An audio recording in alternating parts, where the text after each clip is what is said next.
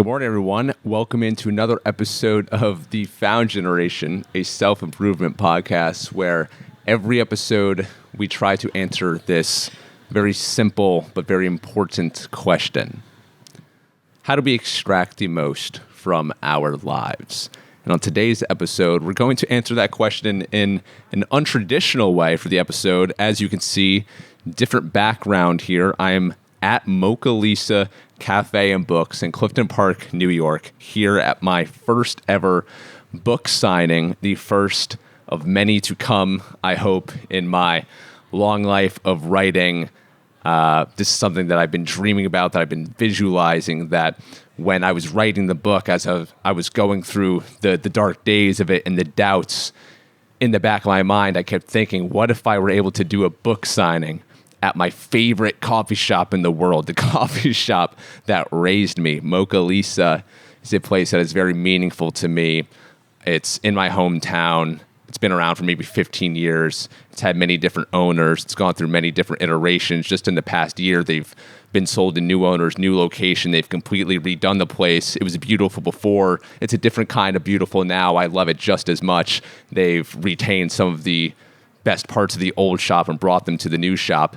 And they agreed to have me here for the first book signing. In a matter of hours, the book is going to be on the shelves at Mocha, which is a dream come true. And it was a driving force behind me writing this book, or it was something that brought me to the finish line. And so I'm here for the book signing. We're going to have a couple book readings, book excerpts, going to have some conversations on today's podcast with some friends who are going to be stopping by, going to drink some coffee, eat some food, maybe drink some beer. I think they serve that here. Who knows what this episode is going to entail, but I'm very excited to be here. Thank you, Mocha, for having me. Thank you for listening and watching, and let's see what happens.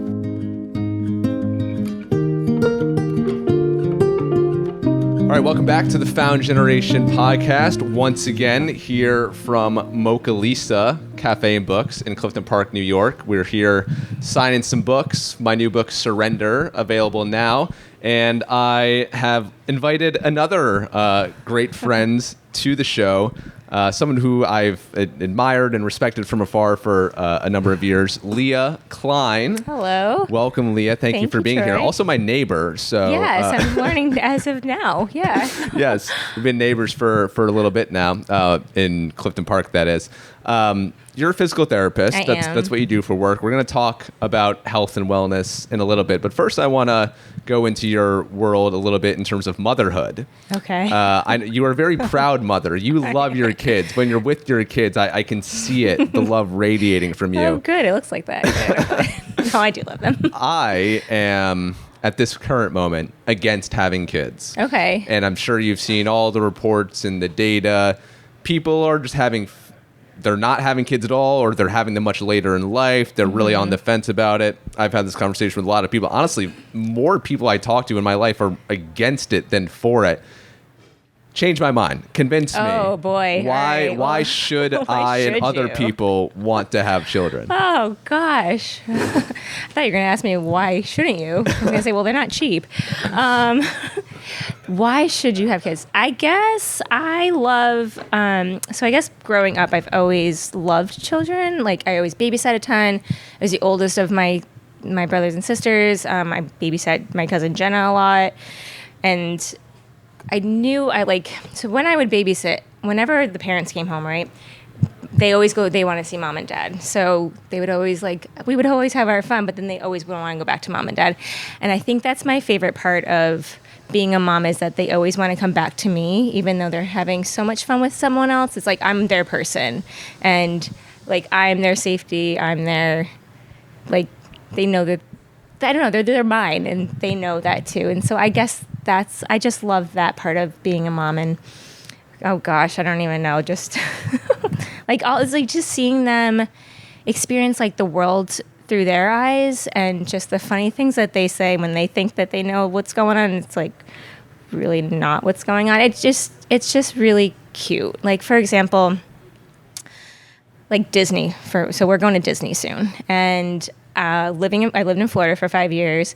I was kind of Disneyed out. I hate to even admit that. Don't tell my sister, but I was a little Disneyed out. And now going back to Disney to see them experience Disney is just like amazing. Just to see it through their eyes as a kid again, and just like it wasn't as magic. I don't even want to say it wasn't as magical, but living there wasn't as magical. But now it's just like the magic of Disney is back. So that's, I guess, just watching them grow up has been so much fun. What have you learned about yourself in all of this? You've been. You want me to be brutally honest, or do you want Yes, me to? please. The brutal honesty. Also, by the way, you have 2 kids, I have right? 2. What are their ages? They're 3 and 4, so Okay. we're busy, and they're just wild. So, what was the question? What have you learned about yourself in motherhood? I learned that I really have to work on my patience. Yeah, so I thought I had patience, and then I did not have patience. So I'm working on all of this stuff. So learning about myself, I don't know, just really like how to like tone it down, because I work full time too. Right. So that's a big thing. Like my mom was home with us, which I love, and it was great to have her home. But I didn't see like since she was home, like I don't know. She was always there, but my kids have to go to daycare and, all that stuff too. So I'm learning all of that as well. So Yeah. just balancing everything. Like I thought I was really organized, but I'm not. Yeah. I'm learning I'm not. So it's just really one day at a time. That's what I have to do now, because I have to separate work and focus on work when I'm there. And then home is home. And I stop my day at work, when I'm done. And then it's just like round 2 is the kids. So morning kind of balance my life a little bit better. Why did you guys decide to move back to Clifton Park? I grew up here, so my family was here. We had our fun in Florida, and it was just kind of time to come home, really. And I wanted them to be around family a little bit more. Like my husband has family in Florida. They were just like a little bit farther away. They were more like an hour away compared to 10 minutes down the road.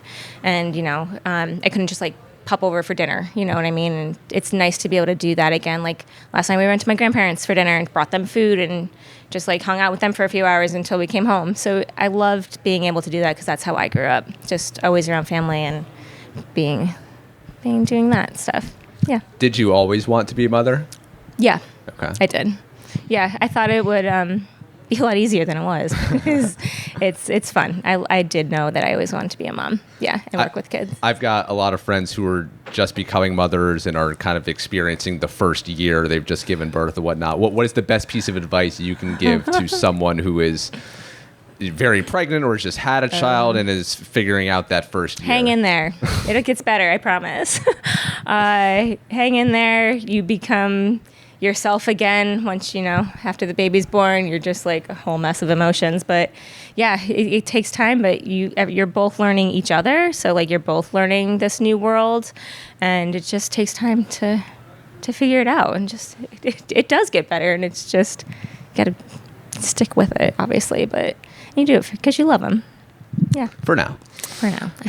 Okay, so you are a physical therapist. I am a physical therapist. Why are you a physical therapist? Okay, so back to the kids thing. I knew I always wanted to work with kids. I didn't know what avenue that would be. I knew I couldn't babysit the rest of my life, so I was thinking teacher for a while, but I didn't think that was really me either. And then I thought more of like a pediatrician, so I looked down that route in college. Then I kind of realized that like pediatricians, and they're wonderful, but you don't spend time with the kids. Do you know what I mean? So like you see them, they're in, they're out, this appointment, you're done. And then my cousin had a baby very early. He was 26 weeks gestation. So when you're that premature, you automatically get services for physical therapy, occupational therapy, and anything else you need like as a baby. So they lived in Charlotte when I went to school in Charlotte. So I got to see the physical therapist come to their house and treat him and kind of just see what she did with him as a baby. And I was like, this is what I want to do, because I wanted to work with kids. So I went to PT school. Plus, like growing up in sports, I always had like the PT, saw it, was always around it kind of thing. But yeah, I knew I wanted to work with kids. And then when I lived in Florida, I worked in the schools for 5 years. So I treated kids for 5 years in the schools, did a little bit of outpatient physical therapy, right now like orthopedics kind of stuff. And then when I moved back here, I stuck with the adults because I had kids at that time. Yeah. So have you always been, because I mean, to be in physical therapy, you have to do all the biology and you have to do biomechanics. Were you into all of that stuff? Yeah. So my undergrad was in exercise science. Oh, okay. So where'd you go? UNC Charlotte. Played soccer there. Oh, wow. It was fun. Yeah, I went there to play soccer, but yeah, it was fun.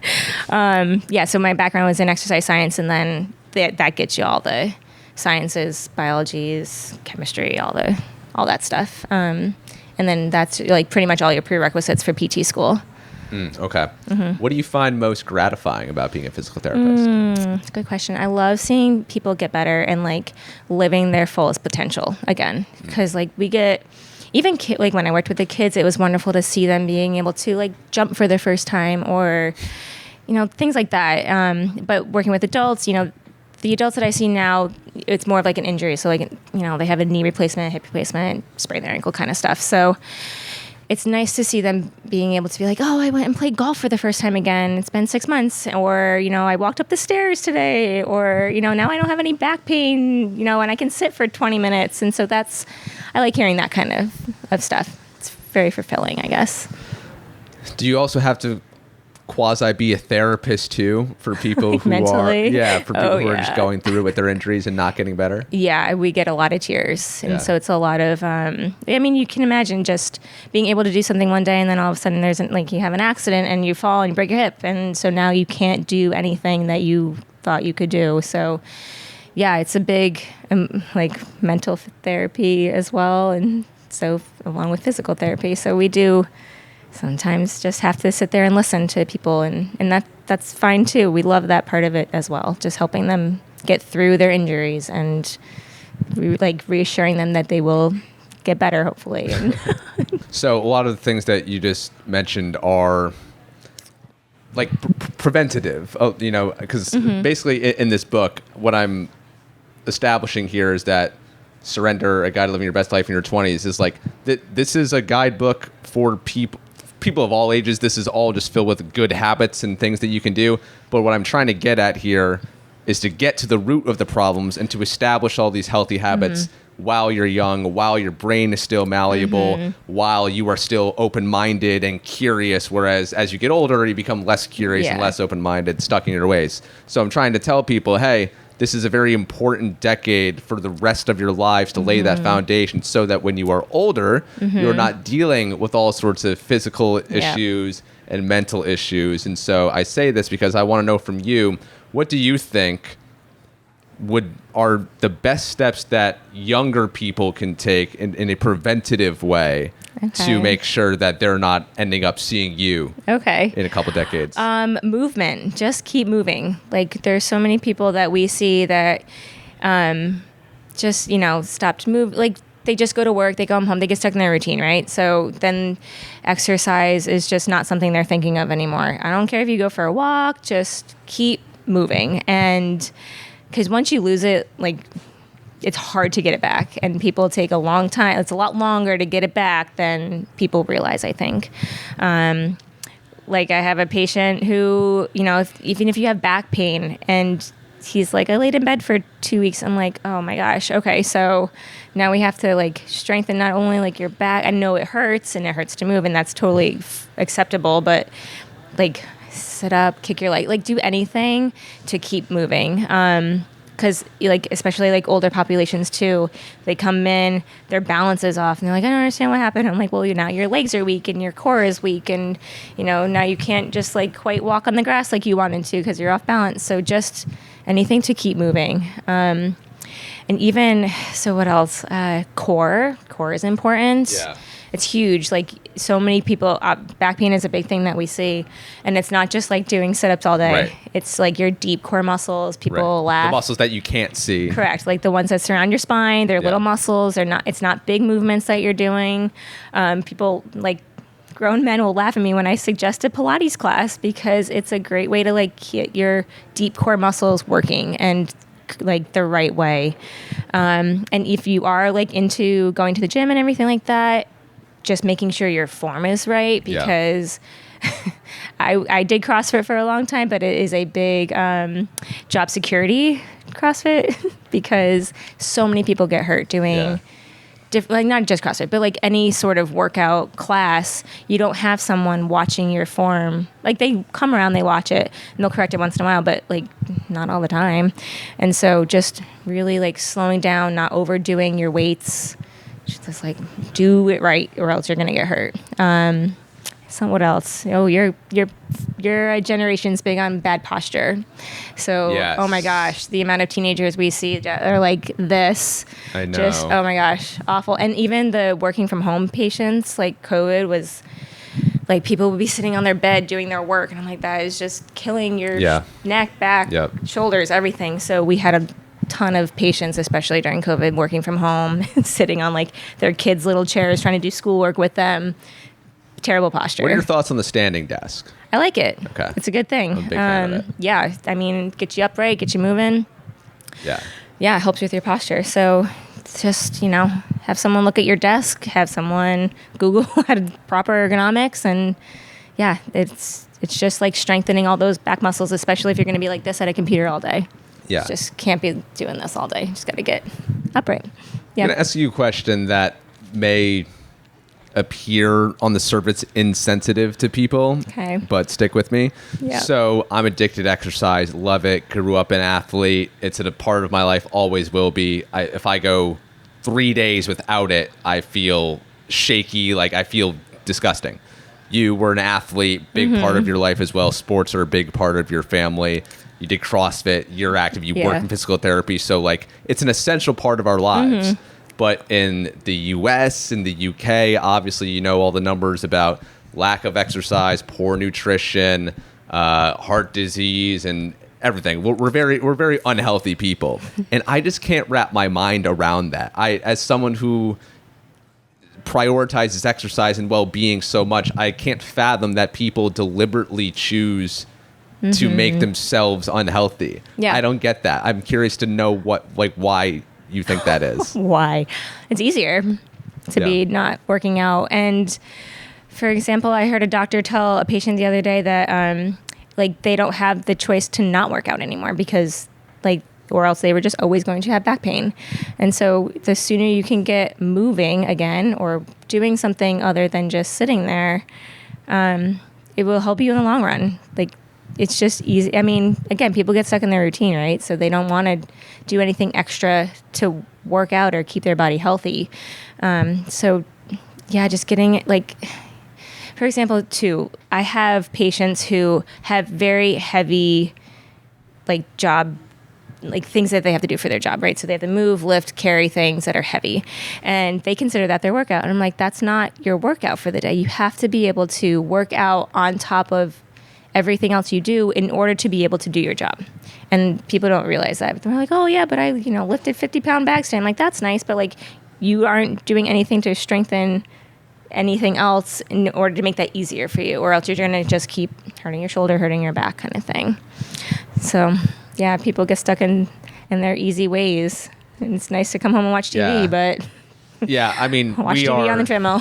My best friend studies evolution, so we always have a bunch of evolution talks, and so I think we are wired to do what's easy because back in the day, our ancestors needed to if you got to rest, that meant that you're safe, and so we're kind of wired to. When we have a down moment, just be in it and be in our house, be warm, be under the lights, be under the covers and all that stuff. So I think that's why, it's part of us, literally in our DNA to just do what's comfortable and what's easy. It is. Yeah. Yeah. Yeah.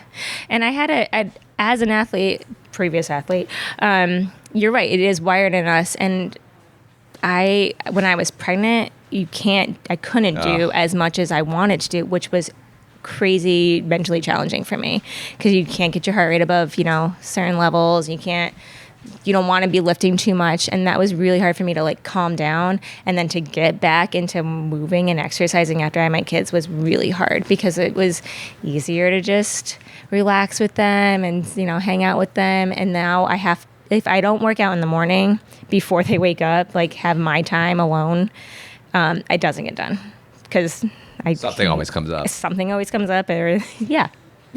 So yeah, just keep moving. What about sleep? Sleep is something that, I mean, obviously we've been sleeping forever, but there's only really recently been a big emphasis on sleep being like the pillar of good health. It was for a long time just like diet and exercise. Yeah. No one was ever really talking about sleep. Only in the past couple of years has the science really been backing up just how important sleep is.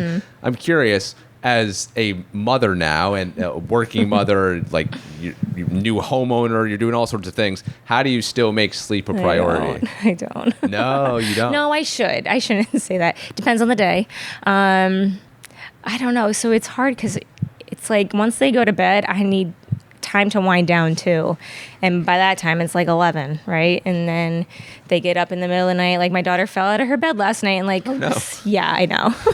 So we fell on our face. And so she's crying in the middle of the night. And then it takes me an hour to get back to bed in the middle of the night. So, and then up at 5:30 to work out again. So sleep, as a mother, I don't even know how to answer that question because I don't think it exists sometimes, but somehow you keep moving, especially during those first few months where you're like breastfeeding every 3 hours and you just don't sleep, but I don't even know. You just keep moving and getting going, and you sleep. You're right.